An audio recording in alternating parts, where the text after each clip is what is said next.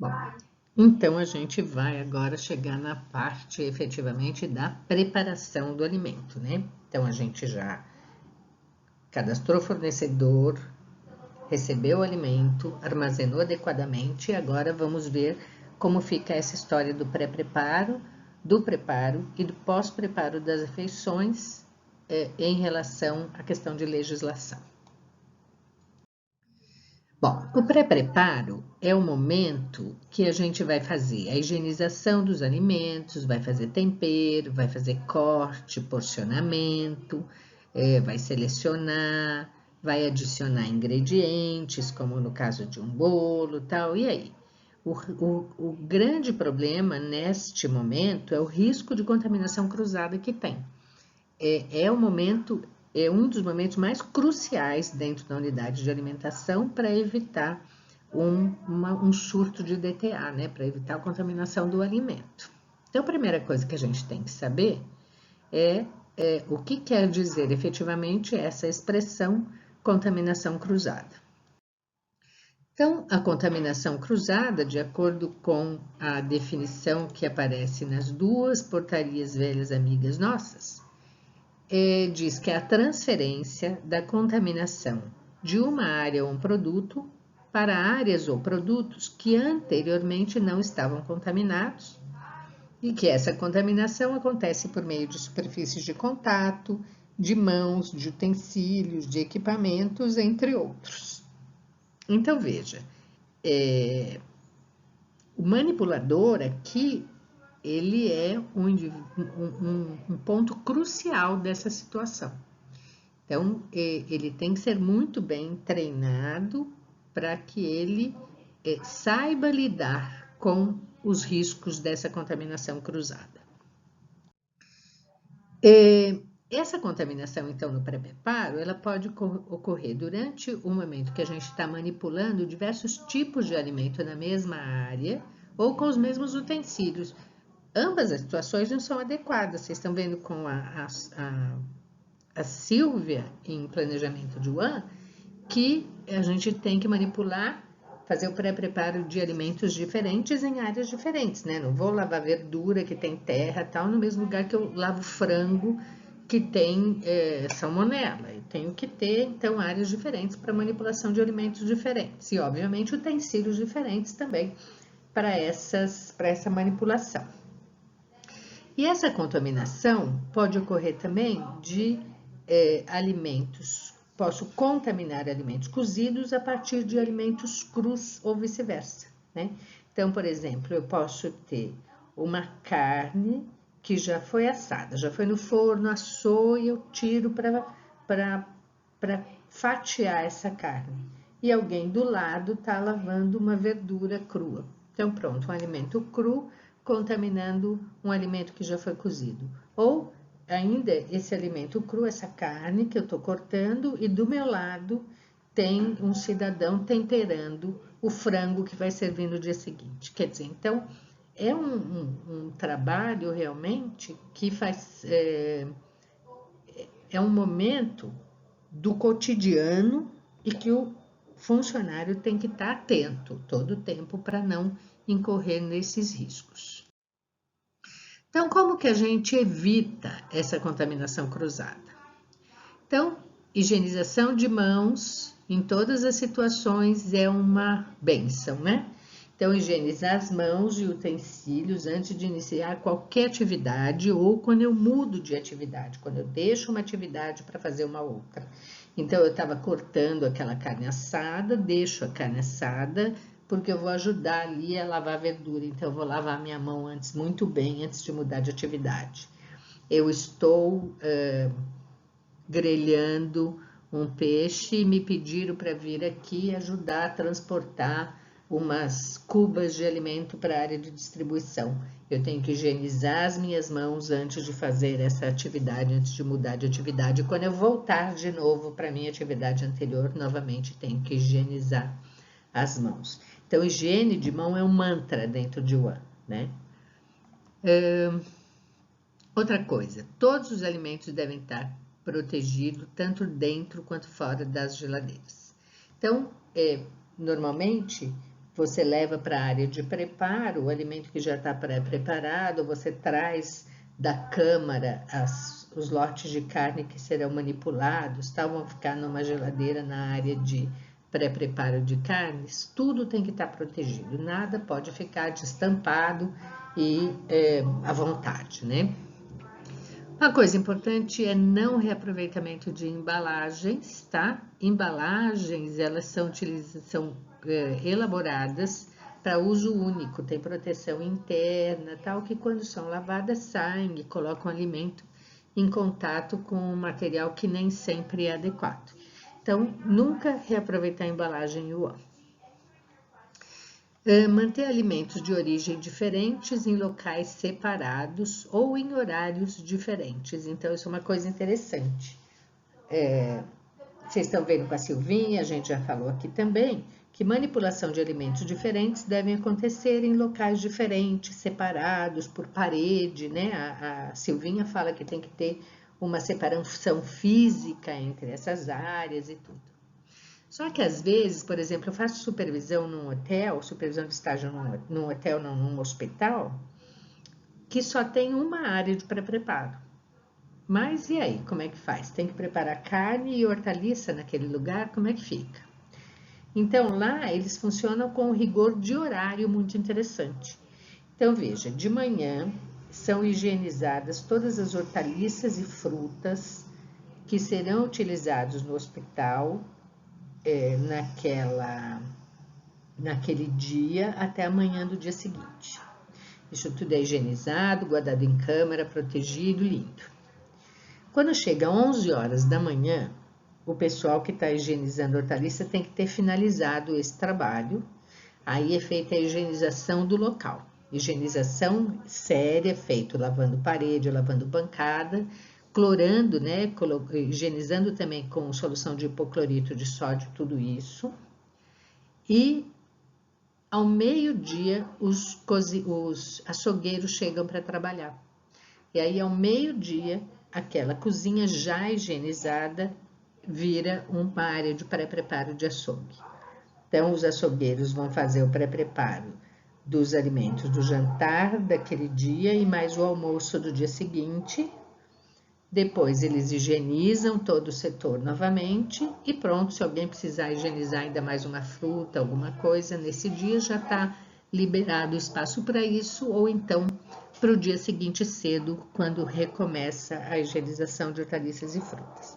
Então, quer dizer, eu posso utilizar o mesmo local, desde que eu tenha horários diferentes e, obviamente, eu tenha rigor no processo de higiene entre um trabalho e outro. Outra coisa importante, o uso de utensílio exclusivo para cada categoria de alimento. Isso aqui a gente já viu nas nossas cozinhas de TD e TDG, que a gente tem as placas com cores diferentes para cada tipo de alimento que a gente vai cortar. E hoje você consegue comprar facas com cabo diferente também, de cores diferentes, como as placas de corte, para você evitar, então, usar o mesmo utensílio para alimentos com riscos de contaminação diferente, aumentando o risco de contaminação cruzada. E por último, é uma coisa que ninguém dá importância, mas é a questão da higienização de embalagens antes de ser aberta. Isso é uma coisa que, assim, é uma falha muito grande, mas é um risco muito grande. Muitas vezes o alimento foi armazenado num galpão e que, tudo bem, que eu já falei que a gente vai visitar o fornecedor e tal, mas enfim, pode acontecer de durante o transporte cair alguma coisa que venha com o vento. Pode acontecer, não deveria, mas a gente tem o risco de que um rato passe urina em cima da caixa e que você tenha ali, então, algum resíduo de algum problema muito sério que você possa vir a ter, né? Então, o ideal é que todas as embalagens sejam higienizadas antes de abrir. E a gente não vê isso acontecendo. Agora, em época de coronavírus, eu estou ouvindo algumas pessoas falarem que fazem isso, mas na UAN, cotidianamente, infelizmente, isso é muito raro. E aí, então, agora vamos falar do pré-preparo diretamente. Até agora a gente falou dos riscos que tem de contaminação cruzada, né?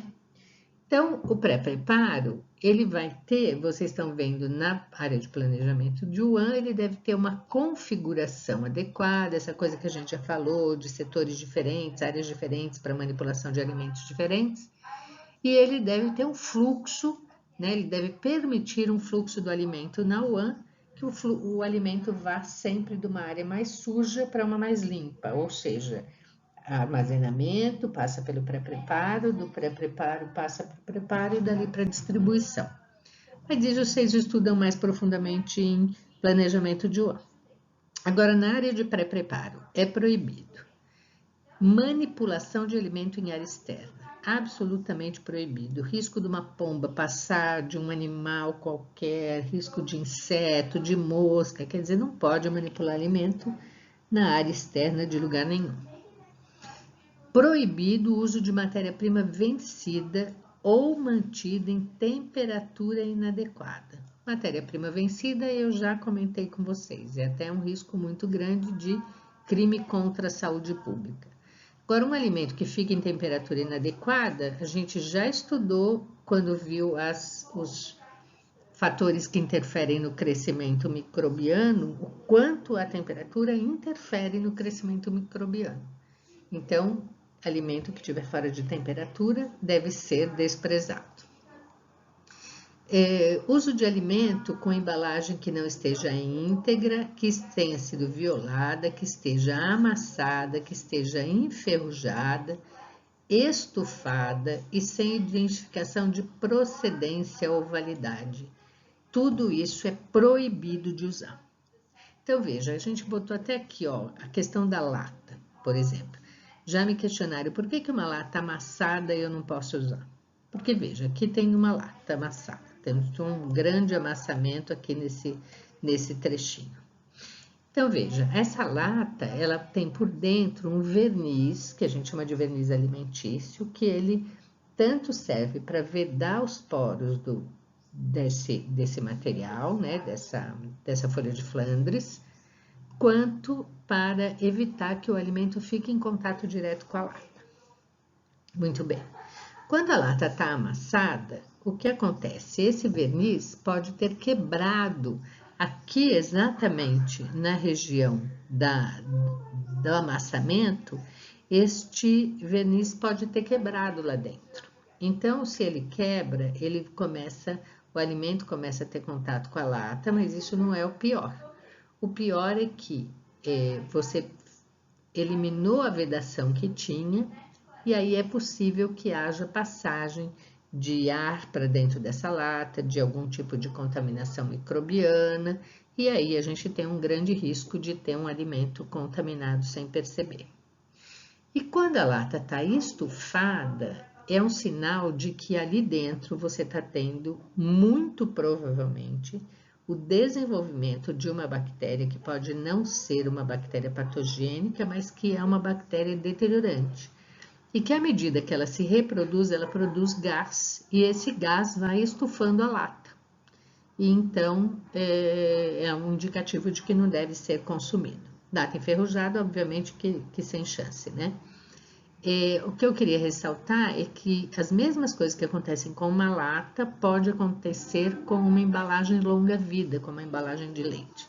Ela também pode romper as camadinhas ali de plástico que promovem o isolamento do alimento do meio externo, e pode acontecer com uma lata, assim como pode acontecer ali dentro desenvolvimento de algum tipo de bactéria e que ela comece a inchar. Já aconteceu na minha casa de eu encontrar dentro do armário uma embalagem de leite que quase parecia uma bola de tão inchadinha que estava. Muito bem. Agora, a legislação, especificamente a portaria 2619, ela fala sobre um importante binômio de tempo e temperatura na manipulação de alimento. Então, a manipulação de alimento, ela deve acontecer o mais rápido possível. Antigamente, a gente tinha açougueiros que tiravam, por exemplo, 120, 130 quilos de carne da câmara frigorífica. levavam para sua área de trabalho e ele passava o dia ali limpando aquela carne, fazendo o bife, tarará, e aquilo ficava horas fora de temperatura adequada. Então, hoje, a legislação fecha a temperatura e o tempo de exposição do alimento a essa temperatura. Então, a 2619 diz que o alimento pode ser manipulado em temperatura ambiente por no máximo 30 minutos. Ou, se eu estiver no local que tem uma área climatizada com uma temperatura de entre 12 e 18 graus Celsius, é possível ficar por até 2 horas. E a gente costuma falar muito da carne, porque a carne, o açougueiro, mas veja, isso vale para todo e qualquer alimento. A partir da hora que eu higienizei as folhas para fazer uma salada, se eu não for conseguir montar as saladas, as saladeiras que vão para o buffet, ou os pequenos potes de salada individual para um hospital, por exemplo, em 30 minutos, eu devo guardar na câmara e ir tirando aos poucos e ir manipulando e devolvo a salada pronta para a câmara. Então, jamais deixar aquele alimento, qualquer que seja ele, em temperatura ambiente, por mais do que o especificado aqui, 30 minutos em temperatura ambiente ou 2 horas em área climatizada de 12 a 18 graus. A gente tinha falado já das placas de corte, né? Então, isso aqui, o uso de utensílios específicos para cada tipo de alimento. Então, essas placas de corte são uma coisa bastante conhecida já de vocês. Agora, veja, eu tenho placas de corte de várias cores, mas isso é forma de guardar uma placa de corte? Começa que as cores delas já estão malucas. Olha isso aqui, que encardido, que asqueroso que tá essa placa, que coisa horrorosa, olha isso, né? Então, a gente tem todas essas placas muito desgastadas e jamais poderia guardá-las assim encostadas na parede. Por quê? Porque eu vou ter um desenvolvimento de fungo, certamente, na parte que está encostada na parede, porque eu estou ali mantendo a umidade fechadinho, né? E ali eu vou ter certamente um problema de desenvolvimento de fungo. Então, não adianta eu ter os utensílios adequados, eu tenho que ter também o cuidado adequado com esses utensílios. A gente já tinha falado no vídeo anterior de que um alimento que está em dessalgue ou descongelamento, ele tem que ter uma etiqueta. Agora, não basta ter uma etiqueta, a gente tem uma série de normas para esses alimentos. Então, veja, num processo de dessalgue de alimento, o que é dessalgue? Eu comprar um alimento que vem salgado, como um método de conservação dele ser salgado, e aí, antes de preparar, eu tenho que tirar esse excesso de sal. Era muito comum antigamente que se colocasse num baldão, né, numa grande cuba, sei lá, esse alimento com água, deixava de um dia para o outro em cima de um fogão, em cima de uma bancada, sem cuidado nenhum. Hoje a legislação fecha que deve ser utilizado água potável e sob refrigeração de até 5 graus Celsius, ou seja, não posso deixar em temperatura ambiente. A legislação ainda diz que eu posso também fazer o dessalgue através da fervura do alimento.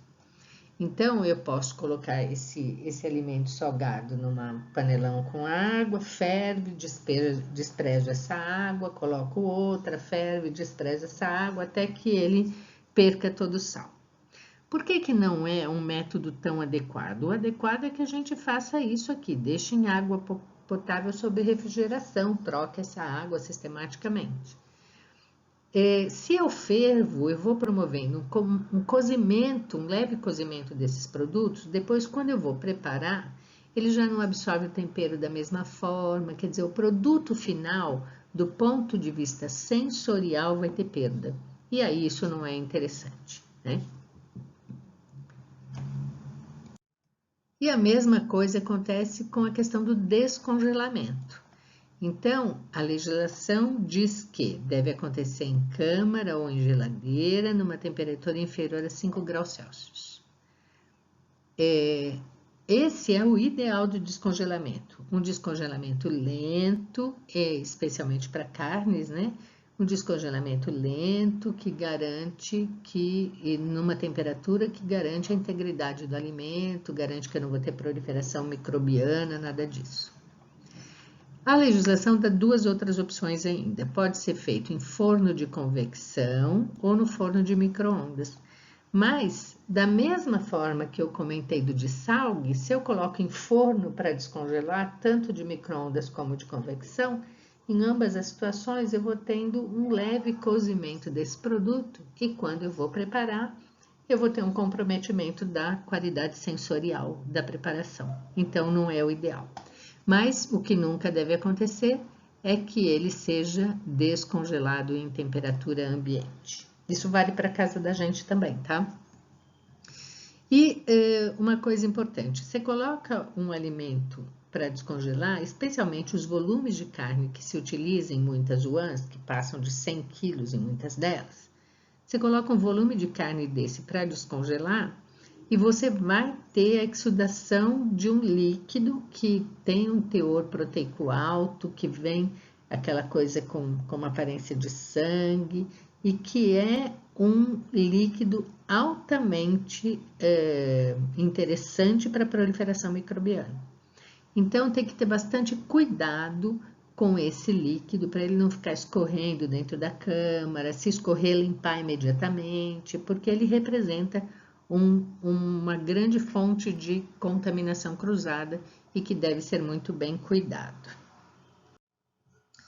E aqui a gente tem uma foto que ilustra o que não deve se fazer, né? Veja que pérola barroca, a gente tem um frango sendo descongelado em líquido, fora de refrigeração, pertinho de uma janela que me parece que não tem tela aqui. Veja que a gente vai identificando uma série de pequenos problemas, né, nessa foto, que tem uma casca de limão. Veja que aqui tem um rodo, que eu quero acreditar que só sirva para puxar água da pia, mas um rodo desse tamanho para essa pia não me parece muito adequado. A gente tem um lixo que está aberto, porque a tampa do lixo está aqui. A gente tem uma parede suja. Ou seja, a gente tem aqui uma situação muito grande de risco e que eu não queria estar na pele do responsável por esse serviço de alimentação se a vigilância sanitária aparecer, tá? Então, isso é uma coisa que não pode acontecer. O objetivo aqui era falar deste descongelamento, mas é que é tanta informação que a gente não pode ignorar, né? E aí, continuando no nosso pré-preparo ainda, vamos falar de higienização de frutas, de legumes e de verduras. Então, isso aqui, a gente vai fazendo no laboratório, né? Tenho esperança que a gente vai fazendo no laboratório, que a gente vai voltar e fazer essa análise no laboratório. Então, qualquer hortaliça ou fruta, quando vai ser higienizada, ela deve ser escolhida, selecionada, folha que tá feia a gente tira, seleciona, por exemplo, o morango, vai ter morango que vai jogar fora inteiro, né? Enfim, faz uma seleção, né? Escolhe, faz uma organização. Depois, esse alimento deve ser lavado em água corrente, passando a mão para retirar resíduos, né? Então, é importante essa ação mecânica sob a água, de passar a mão, reduz a carga microbiana em torno de 80%. Então, é fundamental que isso aconteça. Não pode dar aquela fingidinha que passou alface dentro debaixo d'água. Tem que passar a mão para retirar resíduo, porque é muito eficiente isso. Depois, para desinfetar, este vegetal deve ser mergulhado numa solução clorada entre 100 e 200 ppm. O que é ppm? 100 e 200 partículas por milhão de cloro em relação à água, ou o equivalente a uma colher de sopa de água sanitária de 2 a 2,5% em 1 litro d'água, pelo período de 15 a 20 minutos. Muito bem, aqui vamos ter que parar um pouquinho. Eu posso usar uma solução de hipoclorito, eu posso usar o hipoclorito em pó, tem várias formas desse cloro entrar em contato com este alimento, tá? O que há de importante? Ler e respeitar informações de embalagem sobre diluição e tempo de exposição do alimento à solução clorada para garantir a eliminação dos micro-organismos. Cabe ressaltar aqui que tem um produto novo no mercado, à base de ácido lático, usado também para essa desinfecção, mas que até agora eu não consegui comprar, não consegui uma amostra para a gente usar nas aulas de higiene, infelizmente. Só uma empresa que está trazendo, é um produto importado e carésimo, e eu não consegui amostra para isso, mas veja que interessante. Ele é à base de ácido lático, que é uma coisa que faz parte da nossa alimentação, que a gente come um monte de coisa que tem ácido lático, é super normal. E o tempo de contato para a eliminação do micro-organismo é de 90 segundos apenas. Então, veja que é uma opção maravilhosa, mas é muito caro. Eu conheço alguns lugares que estão usando, mas ainda é muito caro esse produto. Finalizando o nosso processo. Usei a solução clorada e aí, por fim, eu vou enxaguar novamente em água potável para tirar o excesso de cloro que pode comprometer o sabor do alimento. Tenho que voltar a falar do produto que eu acabei de falar, que é a base de ácido lático, porque aquele produto não precisa de um novo enxágue, e isso também é uma coisa interessante na rotina de trabalho da UAM. Não precisam de desinfecção, diz a portaria 2619. Fruta, legume, verdura e demais vegetais que vão sofrer ação de calor. Aquilo que vai ser cozido não precisa desinfectar, não faz sentido gastar cloro, gastar tempo com isso. Não precisa desinfectar fruta cuja casca não será consumida, como, por exemplo, melancia, abacaxi e outras. Não precisa desinfectar fruta, legume e demais vegetais que vão ser usados como sucos e vitaminas, mas que a casca não seja utilizada nesse processo. Então, a própria legislação já dá alguns descontos aí.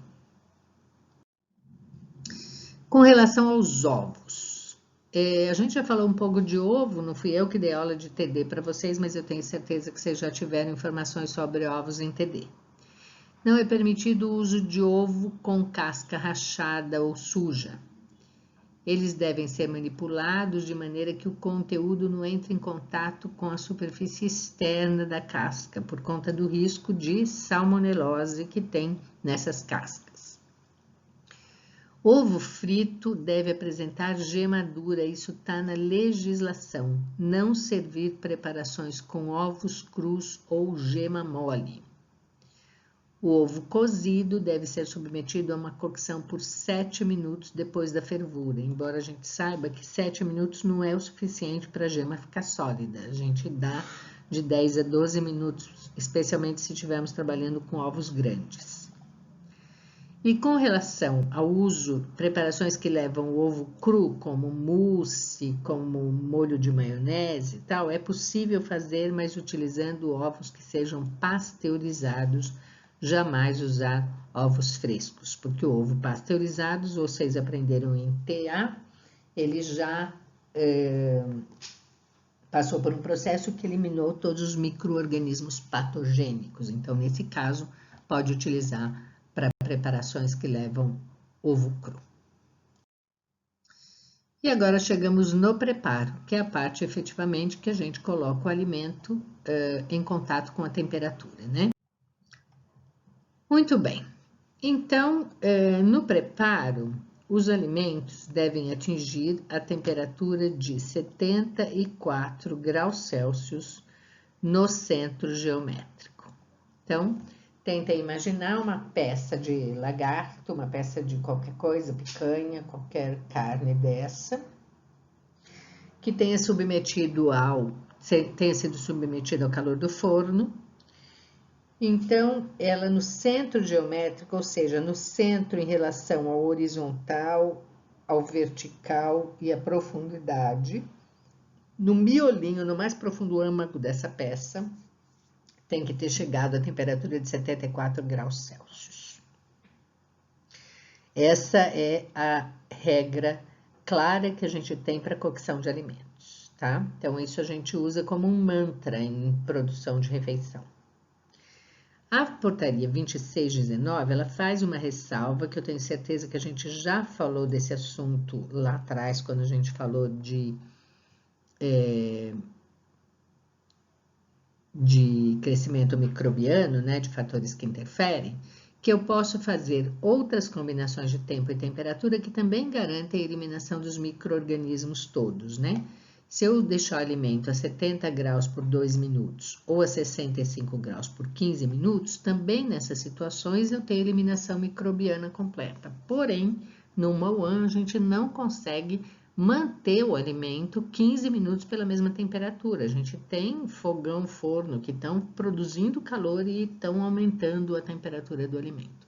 Por isso, a gente vai usar como o grande marca nossa esses 74 graus no centro geométrico. Além disso, a gente tem uma outra temperatura importante a observar no preparo, que é a temperatura de fritura, tá? O óleo de fritura deve atingir no máximo a temperatura de 180 graus Celsius. Ele não deve passar dessa temperatura, porque esse óleo entra num processo de decomposição que vocês já viram também em TD, né? Que é aquela formação de ponto de fumaça, começa a formar acroleína, enfim, e ele passa a ser um risco para a saúde das pessoas. Então, nunca permitir que o óleo passe dessa temperatura.